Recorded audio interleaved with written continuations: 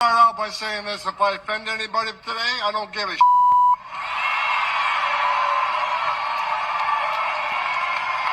Don't care.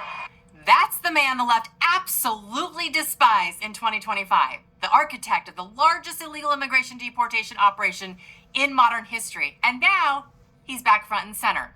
Tim Walz, he appears to have a change of heart.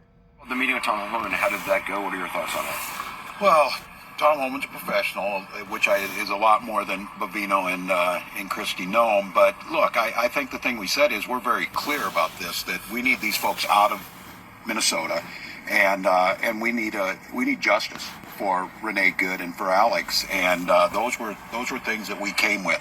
I think the thing that I'm most concerned about is the tone was different. There was a tone shift. I wish it was because of the horrific shooting that somebody saw some morality, but I think it's probably the press. Tom Homan landed last night, and he called me last night and asked if he could have a meeting, and he was there at 9 o'clock. So, look, I think that's progress.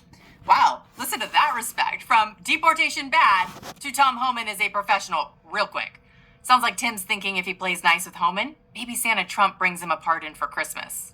After all, Walz is knee-deep in fraud allegations. I mean, what else would motivate this sudden cooperation tour? Now, unfortunately for him, Minneapolis Mayor Jacob Frey, he didn't get the memo.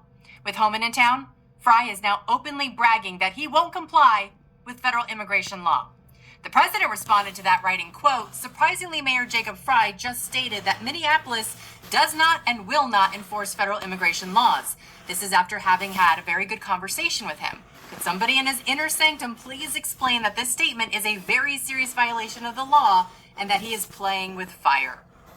Well, Frey, he fired back with the usual emotional spin. He wrote, quote, "The job of our police is to keep people safe, not enforce Fed immigration laws. I want them preventing homicides, not hunting down a worker dad who contributes to Minneapolis and is from Ecuador."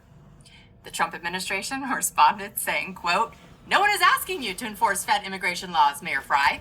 We're just asking you to honor ICE detainers and let them know when criminal illegals are in your jail so they can safely pick them up and deport them. That's it.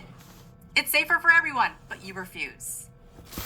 This, by the way, is the message the Trump administration needs to hammer over and over again. This can be done safely, lawfully, and responsibly if Walz and Frey would just cooperate and allow ICE into the jails. Republicans do not lose on that argument, not ever.